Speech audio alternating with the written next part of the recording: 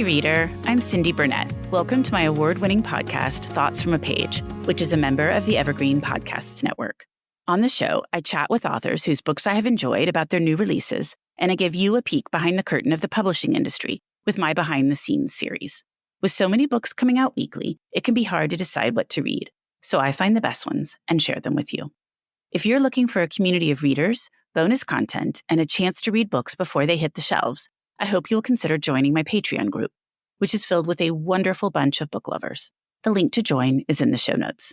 Do you love to be in the know about upcoming books? Kelly Hooker of At Kelly Hook Reads Books and I do too. We couldn't find a comprehensive list of titles all in one place, so we made one ourselves, and now we're sharing it with you. Our literary lookbook is a list of 182 books releasing from January to May 2024, curated for our communities. The link to buy it is in my show notes. Today, I am chatting with Karen Outen about DIXON Descending. I have always been fascinated by Mount Everest and what it takes to climb it, especially in recent times when it has become such a crowded place. As soon as I saw this fiction title that was set partly on Everest, I knew I needed to read it. What happens to DIXON, both on the mountain and afterwards, is a compelling and riveting story. Karen's fiction has appeared in Glimmer Train, North American Review, and elsewhere. She has been a fellow at both the Institute for the Humanities at the University of Michigan and the Pew Fellowships in the Arts. She received an MFA from the University of Michigan and lives in Maryland. I hope you enjoy our conversation. And now for a quick break. For the last year, I have been focusing more on my health and eating habits. In connection with that, I have started drinking AG1 in the morning. When I started drinking AG1 daily, I could feel a real difference in my health and energy levels. That is because AG1 is a foundational nutrition supplement that supports your body's universal needs like gut optimization, stress management, and immune support. Since 2010, AG1 has led the future of foundational nutrition, continuously refining their formula to create a smarter, better way to elevate your baseline health. I recommend AG1 to all of my family and friends because the company has a team of doctors and scientists. It is tested for 950 contaminants and is NSF certified for sport. It is formulated based on the latest science, and it maintains high quality standards. Thanks AG1 for sponsoring my show. AG1 is a supplement I trust to provide the support my body needs daily. If you want to take ownership of your health, it starts with AG1. Try AG1 and get a free 1-year supply of vitamin D3K2 and 5 free AG1 travel packs with your first purchase. Go to drinkag1.com/thoughtsfromapage. That's drinkag1.com/thoughtsfromapage. Check it out. And now back to my show. Welcome, Karen. How are you today? I'm great. How are you? I'm well as well, and I'm so excited to chat with you because I just loved DIXON Descending. Oh, thank you so much. So let's get started with first me telling you, not only have I loved it, but it looks like many other people are loving it because I was looking up your reviews today and you have glowing reviews from Publishers Weekly, Kirkus, plenty of others. Congratulations. Thank you. Thank you. That's been really, really encouraging. Yeah. I hope so. That's fabulous. Well, will you give me a quick synopsis of DIXON Descending before we dive into my questions? Sure. I think of it generally as a book about someone who does the most audacious thing he can think of and then has to live with the consequences of it. So DIXON, who was a former Olympic level runner, gets talked into climbing Mount Everest by his brother. They're both in their late 40s and are average guys. His brother is a tech guy and DIXON is a school psychologist. And in order to go to Mount Everest, they have to really leave behind their lives and leave behind things that will have consequences for them. So when they get to Mount Everest and it turns out to be a very different trip than they imagined, DIXON then has to descend from not just the mountain, but from the consequences of what happened on the mountain and descend from his lofty idea of who he was. And when he comes back home, he has difficult things to face about the truth of what happened on that mountain. How did you come up with the idea for this one, including the Mount Everest component, and then also focusing on a tragedy and its aftermath? I don't want to have any spoilers, but, obviously there is some kind of tragedy, as we know. Yes. I like to think that this chose me. I really had not paid any attention to Everest until the late 90s when there was the disaster on Everest that sparked Into Thin Air and the Everest IMAX movie. And my question at that point was, who does this? And then years later, about 15 years ago, DIXON appeared to me. I saw him standing in front of his school, and clearly something had happened. And, he kind of revealed to me that he'd been to Mount Everest, and whatever the aftermath was, it left him thin and fragile. And I thought, what happened to him? And that's kind of how it started for me. The whole idea of what happens on that mountain and what happens after the mountain, that felt very important to me. And I didn't find a lot about aftermath, but one of the things that really helped me as I was researching was the 50th anniversary of the men who walked on the moon, the 50th anniversary of our moonwalk. And at that point, they started to talk about what happened to the lives of those astronauts once they came home and how so many of them really suffered afterward. And I thought, oh, yeah, when you do the most audacious thing you can think of, there have to be consequences. Yes, because there's not going to be anything else you can do that will be equal to walking on the moon or getting to the top of Everest. Absolutely. Absolutely. That's such an interesting analogy, and I'm not sure I would have made it, but I love it because I think it's perfect. Yeah, it really came to me as I was watching sort of the disintegration of the marriages that they were talking about for the astronauts, and also just how disjointed they felt. And I thought, yeah, that's exactly what would happen. Especially if something goes wrong, and something does go wrong for DIXON and Nate. And so you have to think about what then, you know? Absolutely. And I think the first time that I realized what a crazy thing it is to climb Everest, and I don't mean in terms of how high it is and all of that, but how many people are doing it, and you have to line up, and there are dead bodies and there are oxygen tanks, like all of that. Because you think, oh, it's this remote mountain. I'm going to Right. go up there and be all by myself, and you're nowhere near all by yourself. Absolutely. Absolutely. And the thing that was really interesting to me in my research, because I definitely started from the place of why in the world would you do this? Who does this? And in researching and then actually talking to alpinists, and I'm distinguishing alpinists from the DIXONs of the world. DIXON and his brother have the money, and they pay for a guide and Sherpas, and they're focused on getting to the summit. Alpinists are the people who are driven to climb mountains, all of them, anywhere, all the time. And those are people who understand that climbing a mountain may not necessarily result in getting to the summit. They know that a third of the time they may not get to the summit, but they're looking for what one climber said to me was a good experience of the mountain. And that's when it started to make sense to me, the whole business of climbing a mountain, because in some ways, I think I saw a parallel with what I was doing, writing a novel. I mean, who needs another novel? But you're driven to do it in the same way that you think, who needs to climb another mountain? But there's something that fills a place in you, and you do it. And you're doing it for different reasons than just getting to the summit, I think, for climbers. Or those people, as you mentioned, that are climbing Everest to say they climbed Everest. Exactly. Exactly. Yeah. Just to have a good, thing to tell at a dinner party. When you started into that, I thought you were going to say, and after I did all this research, I think I'm going to climb Everest. And I was like, Oh, oh, no. it's like, well, that's impressive. We go to Colorado every summer and enjoy climbing those mountains, which are vastly different than Everest. But it's really nice to get up in the mountains and climb and enjoy, being out in nature. Mhm. And I think that has to be so different than trying to attack Everest, especially if you're not really prepared, which I know DIXON and Nate tried to be prepared, and Yeah. they did their research, and they tried to get themselves physically ready. But I think mentally, which is what your book focuses on partly, Mhm. is Mhm. impossible to get ready for. I think you just have to go and see what happens. Yeah, and not just physically, but physiologically. One of the things that there's no accounting for is whose body will take to high altitude and whose will not. And you don't know. And there's not training that you can do per se. I mean, I guess if you were studied in a lab, maybe you'd know, but usually You don't know how you're going to react, how your body's going to react to high altitude until you get there. And some people just naturally are better at it.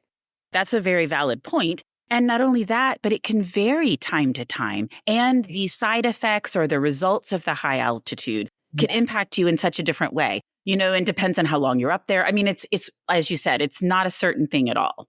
That's exactly right. And each climb, from what I understand, can be vastly different depending on all kinds of things about atmosphere, temperature, just anything that's going on with your body and how well you acclimatize. Yeah.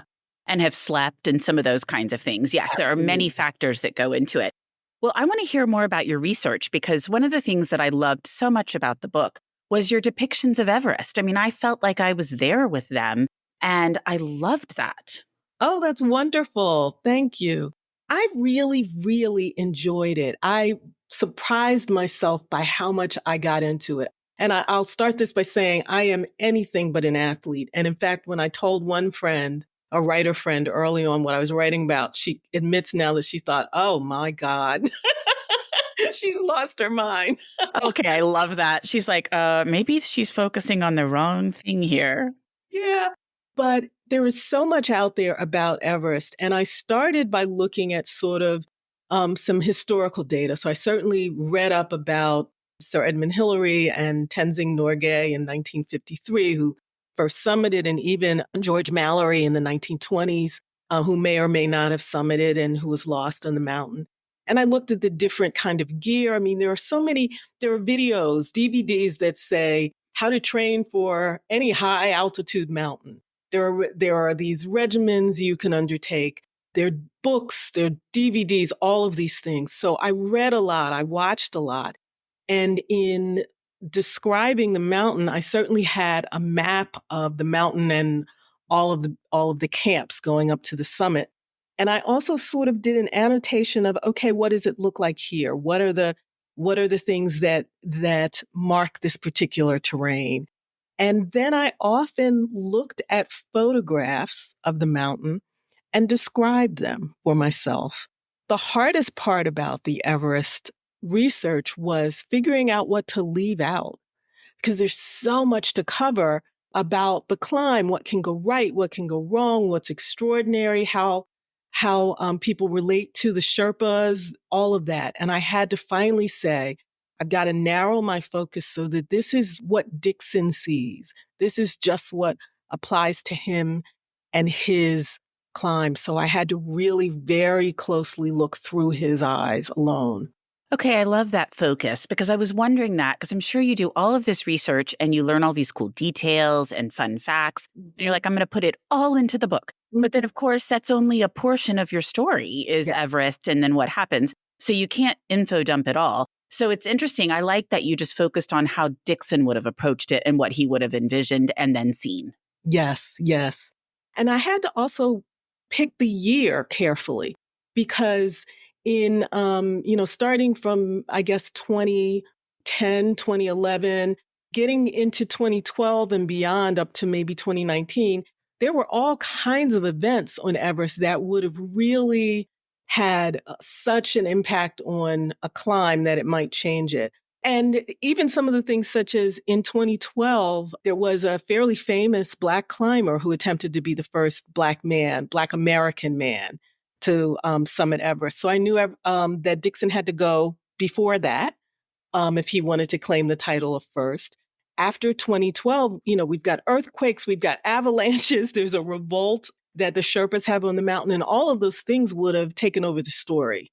So I had to really carefully think, what year is this where I can focus on DIXON and block out everything else? Okay, that is so interesting. And I'm not sure I would have thought about that. But you definitely do want to be careful because if not, you'll have all these readers writing you back. Well, that couldn't have happened in 2016 because such and such was going on. So that's so smart. Yeah, yeah. It really is a fascinating thing. I mean, I understand it and admire it as much as I don't. The whole idea of climbing Everest, I don't completely get it, but I do understand that for some people, it is one of those things that makes them feel most alive. And I think for people particularly who are climbers, who climb all the time, there's so much in touch with the mountain and the feeling of the mountain and the business of it being alive. Because the thing about Everest is you're climbing up a glacier. It's constantly moving. So while you're sleeping, the glacier is moving just a little bit at base camp. So you wake up in a slightly different spot than where you went to sleep. It's groaning, it's creaking, it's cracking under your feet. It lets you know I'm a living being. And you've got to contend with that. That's amazing to me. That is amazing. The whole thing completely intrigues me, and it has for a very long time. But I'm the same way as you. I find it fascinating and interesting, but I don't totally understand it. Mm-hmm. And also the part that I think is really hard for me is I'm such a type A person. Like, I don't like to not have control. And I think you get up there and you have no control because there are all these other people up there. Yes. And so you can't say, okay, I'm ready to go right this second because you're waiting in line behind 20 more people. Yes, yes. And 20 more people whose skill set you are not sure of. There will be people there who are very, very prepared, but there will also be people there who have decided, oh, well, I can do this because, there are ropes and there's a Sherpa who'll carry my stuff and somebody will just help pull me along if I need it. And those are the people who tend to hold up the line. And I would also imagine there are people who, even though they may have the skills, get up there and are terrified because some of this is just mind-bending stuff. In order to go over the Khumbu icefall, you were climbing over crevasses so deep you can't see the bottom of them. And you're climbing them on aluminum ladders that are strung together over the. Can you imagine? I can't. I see those photos and it is just terrifying. And I think you're exactly right. I mean, it is very mental on top of the physical. And I just don't know that everybody always understands that. That's right. That's absolutely right. So for DIXON, I think part of what the exhilaration is that there's a way in which he loves the suffering of it. He describes it at one point as the exquisite suffering of being on Everest because it proves to him that he can do it. And because he was a runner at such a high level, he knew how to work through pain. He knew how to push himself. And this is, in many ways, the ultimate test. And part of what he knows about himself is that he feels like he can endure whatever there is. And that's the part that he wonders about in his brother. Mentally, is my brother tough enough to stick it out? Exactly. He goes into it with so much excitement, exhilaration, preparation, and then to have it go so sideways, I think is really difficult. And that's why I love the DIXON descending, as you mentioned earlier. He's descending the mountain, but he's also descending the backside of what happened. Yes. So let's talk a little bit more about that. I really liked the format, the way you kind of toggle back and forth. There's this foreshadowing and you're building up to this dread. You know something's happened. How did you decide to structure it that way? Well, that is, as much as the Everest pieces were exciting and had a natural sort of flow to them, I struggled much more with the sections back on Earth. And in fact, I toggled everything around. I changed structures for a long time. This book took 15 years to write. So only in the last two versions, I suppose, did I find the right structure. It really took a long time. I initially thought that I wanted all of Everest to be sort of encapsulated in the center of the book and to be sort of the explanation for what was going on around it. But my initial readers were like, you are burying the lead. You've got to get us to Everest faster. So it really took some work to think about that and learning more about, teaching myself more about increasing the tension and the pacing and just really sticking in there and struggling through it, I think. Because I really liked that. I kept thinking, I'm just dying to know what happened. And so you just keep building up to that. And I thought it was paced very well. Oh, great, great. And I really loved everything that happens when DIXON gets home. He's trying to find himself. He's trying to mentor. He ends up working somewhere else for a little while. I like the guy he befriended there. I just felt like you had a lot of really interesting characters. Thank you. Well, you know what I discovered in writing this book? I had never written from the perspective of a man before. I've always written often first person and always a woman or a young woman, even an older woman. So it was a surprise when Dixon appeared to me. And it took some time to think about men's voices. And I naturally had more women in the book earlier on. And I discovered along the way that this really was a book about these Black men and their relationships to one another and about their loss and also about burdens that they carry. And once I understood that, it felt very special to me because I was exploring new territory for me. And I loved that part about it, I have to say. I agree. And I loved that you focused on two Black men and their relationship with each other and the things they were doing in our everyday world. Yes, yes. That was important to me. I wanted to show just who they were and what their consequences were. And I felt like I need to get these voices right. So I spent a good deal of time I have a large extended family. So talking to a lot of my male cousins and uncles and writing to them also and writing to male friends and seeing what do their voices look like on page and just in emails. And that helped a good deal. It must have been fascinating trying to figure all of that out. It taught me a good deal. And I realized how much respect I had for these men.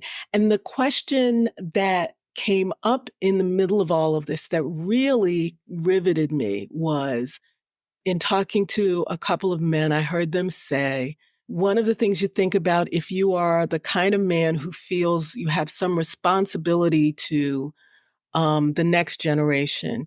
You think about, do I help everybody I can as much as I can? Meaning that if there's one person who shows me he doesn't really want my help, I move on to the next person. Or do I help people and never give up?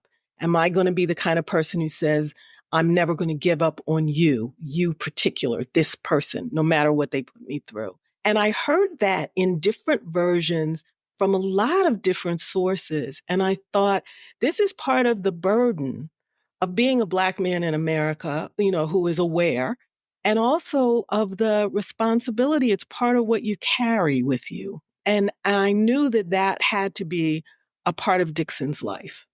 And you did a great job of doing that. Again, I don't want to spoil anything, but I felt that that was really well done. There is a character as the story progresses that he struggles with. And I loved how you resolved that.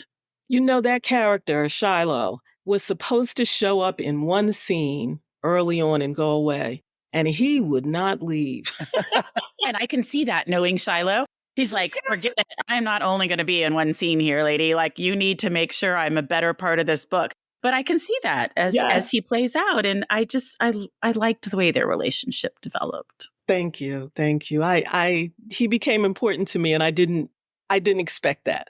Yeah, my heart really went out to him. Yeah, yeah. Well, we've talked maybe a little bit about this, but what surprised you the most when writing this one? How long it took. Well, 15 years is a long time.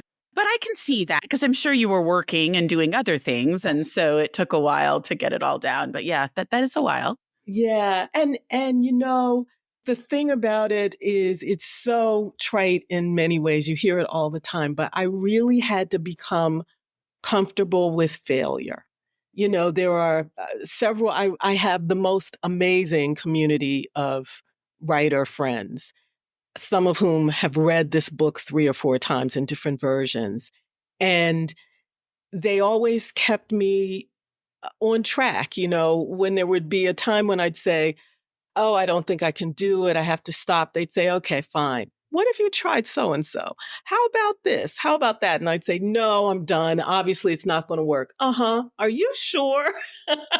and they just kept pushing me. And some of them not so gently. Like, I remember the first time I sent it out to an agent who said no. And I said, oh, I'm lamenting it. And a friend of mine said, well, what are you going to do now? And I said, I don't know. Maybe I'll just stop it. She said, that's ridiculous. That's like going on one job interview not getting it, and then deciding, this working thing just isn't for me. I'm going to have to do something else. I'm not going to work. I'm going to figure it out. Right, exactly. So it took a long time and a lot of struggle. But, as one of my old teachers used to tell me, the story had more to teach me, and I had to keep going back to it. And I think sometimes as things do develop over time, you have to leave it alone for a little bit and come back to it. And then some new idea comes to you, or Shiloh is talking to you, or DIXON is saying, wait a minute. So I think that it does sometimes need that setting it aside for a little bit. Yeah, absolutely. Absolutely. And there were a couple of times where really there have been about 7 complete versions of the book, and even more drafts. There were times when I'd get to the end of a version and then something in me would be really quiet. I would read through the whole thing and I'd get quiet and I'd think something is not right.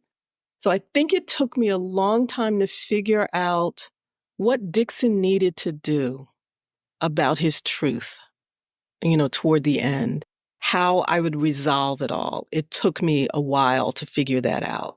I can see that because it took him a while. Yes. And it used to take even longer. Well, we talked a little bit about this as well, but you focus on ambition, guilt, survival, what we owe each other, and personal salvation. These are all very important themes.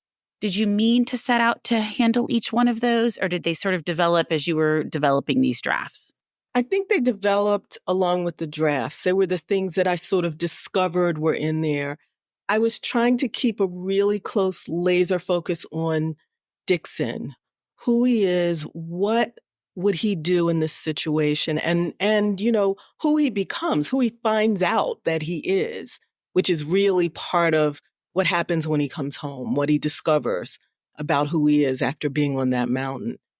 And there was a wonderful quote that guided me by David Brashears, who's a climber, that says, essentially, the mountain doesn't care if we're here or not. It's only what the mountain reveals about us that has any meaning. And I thought, that's it. And I think that really drove me as I was thinking about who he was, much more than those things that you just mentioned, which, eventually became apparent to me. That makes sense. I love that quote. Yeah, that's a great quote. Well, let's talk a little bit about your title and your cover. Was it always DIXON Descending? And then let's talk about the cover. Oh, no. I think that's maybe the 12th title. Because you figure maybe there's a different title for at least every version, every year, all of that. There was a time when I thought I needed to get Everest in there. Then I needed to do something else. I thought, focus on what comes after. No, let's focus on this. So it took a while before my agent and I actually came up with DIXON Descending. And you were asking me about the cover? I love the cover, and I was just curious how it came about. I know sometimes authors don't have as much say, but it can be a process. So I was just curious about your cover process. I have to say, having written this book over 15 years, having published my first story 40 years ago and thinking, that at least 30 years ago, I would have published my first book. If I was going to wait, then I should have this experience because I've had the most amazing agent and editor. And the whole team at the publishing house has been wonderful. So I feel like the cover was collaborative. They came up with several options. We talked about them. I tweaked them. We, looked back and forth. We played with colors and other things and then settled on that one, which I really do love. So I got to be a part of it.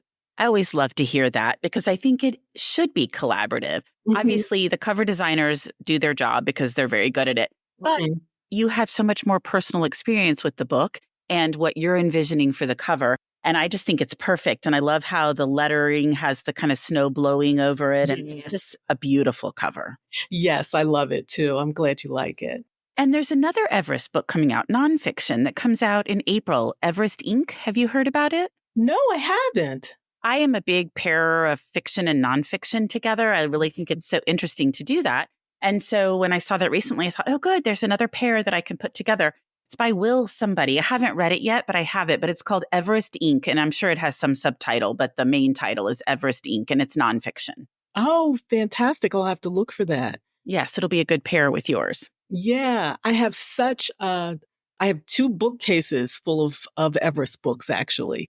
All kinds of everything from, a YA title that Scholastic Books did, a teenager who summited Mount Everest, to books by the widows of climbers who've come back.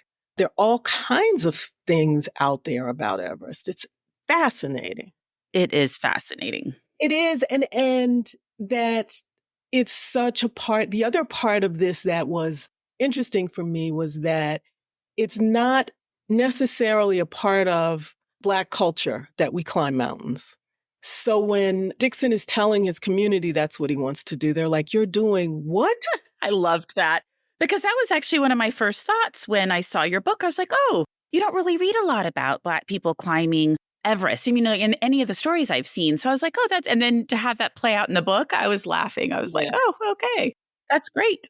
It's just sort of off of our radar, even though the first Black man to summit Mount Everest was South African, and the first Black American to summit was a woman. Oh, really? Yes, Sophia Dannenberg. I love that. So, yeah, absolutely. So it does happen, but it is rare.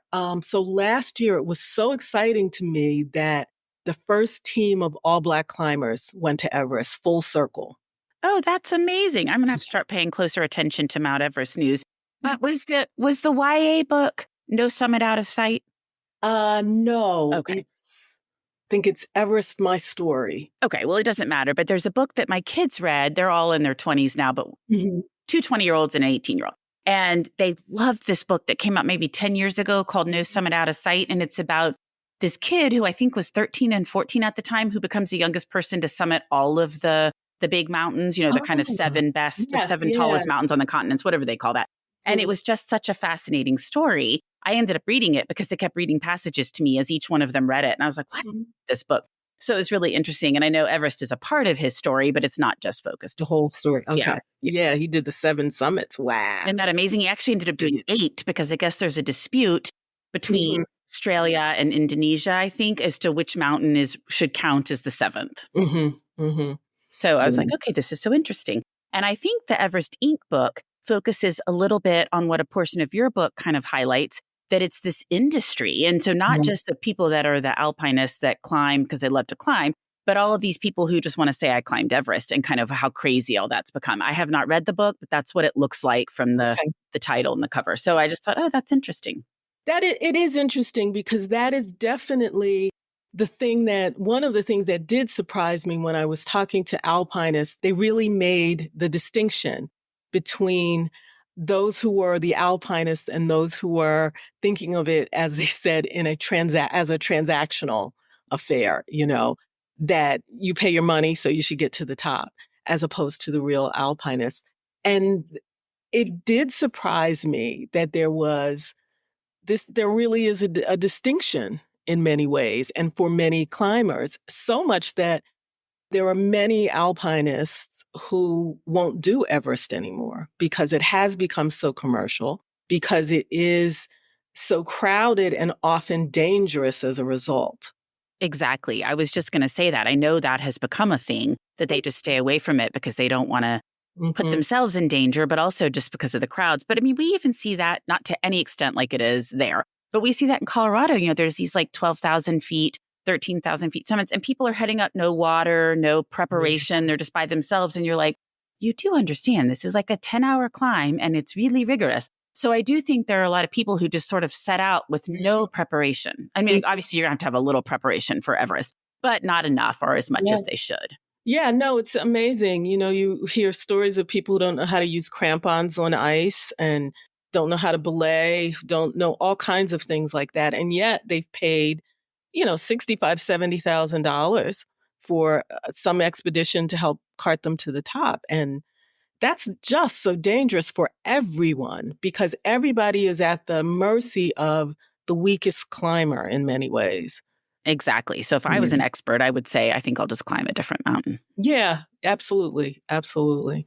And I think one of the things that once I realized that, knowing who DIXON is, because he is in many ways a perfectionist and perfectionistic enough so that he found a lane and he stays in it. He's not necessarily often nudged out of it because he doesn't want to lose. But once he gets to the mountain and he understands that he's being seen as, one of these amateurs who's coming up there, that really gets to him. That he can't be seen as an alpinist. And he wonders, what am I doing wrong? All of those things that then echo, I think, later in his life about what have I done wrong all the time? What have I not understood about who I am? Exactly. They sort of parallel each other. What happens to him on Everest and what's happening to him in his life. Mm-hmm. Well, Karen, before we wrap up, what have you read recently that you really liked? Oh, I've read so many things. I used to feel bad about being a relatively slow reader. But then I heard Yi-Yun Lee say, it takes so long to write a book. I want to honor how long that takes by taking my time reading books. And I thought, yes, that's right. So, I don't want somebody to take 15 years to read my book, but they don't have to read it I'm all. on page 4. I'm on page 20. That's too funny. The 2 books that I've read most recently that have just really blown me away. The first one is Time's Undoing by Cheryl A. Head. I love that book so much. I don't mean to interrupt you, but I love it. It's one of my top reads of last year, but keep talking. Yeah, Sorry. it's a wonderful book. It really, and I love her structure. She's going back and forth in time. And I'm sitting on the edge of my seat feeling like, okay, what's going to happen? I know something's going to happen here. Are we going to get to it or do I get to live in a little bit of peace until then? Exactly. And the paralleling of the 2 cities, Birmingham and Detroit. Yes. That's just a wonderful book. Before that, I finally read The Leavers by Lisa Ko. And I loved that book. It explores immigration from, I think, a different point of view. So the main characters are a woman who comes here from China as a young woman, and then her son when he's a young adult. And he has been raised here in America and has been looking for her. And the stories, the way they go back and forth, what they tell us also about the ways in which we are and are not compassionate, and also just the primary connection between a parent and a child and how easily we misunderstand what our parents do on our behalf. It was a beautiful book. I loved it.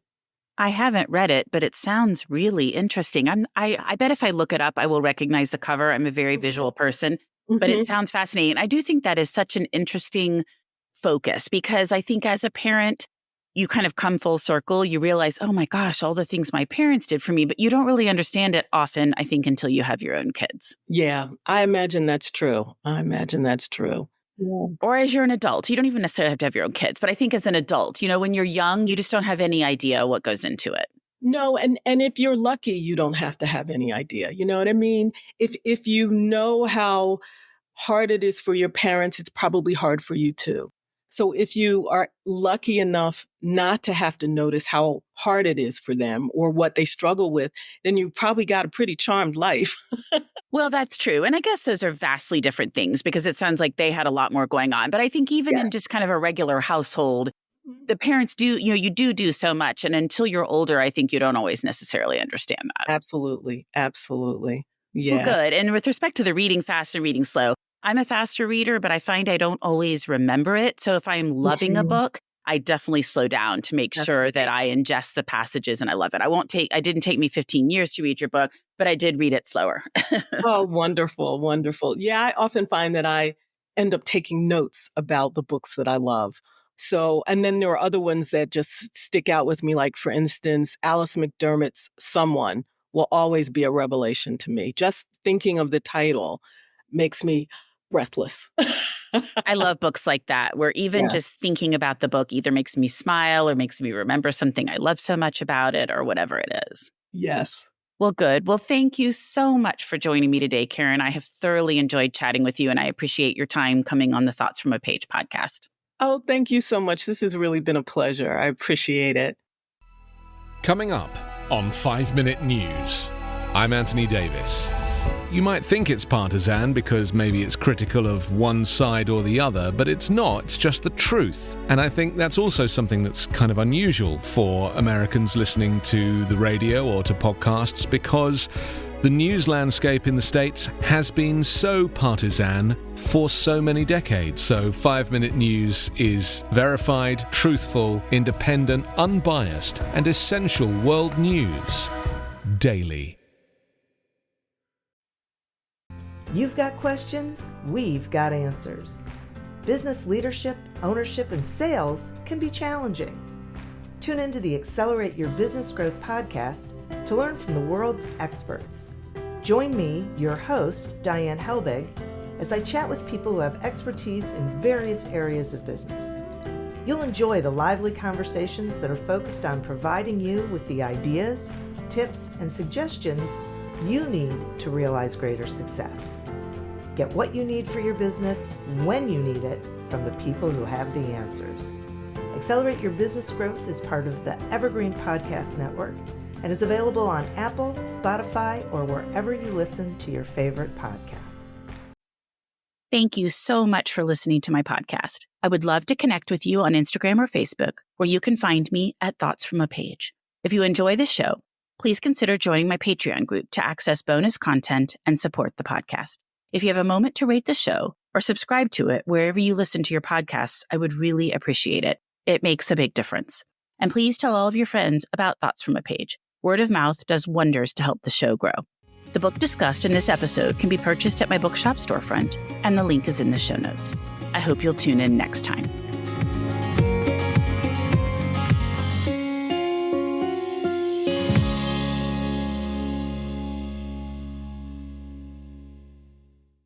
You've got questions, we've got answers.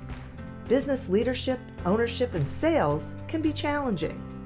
Tune into the Accelerate Your Business Growth podcast to learn from the world's experts.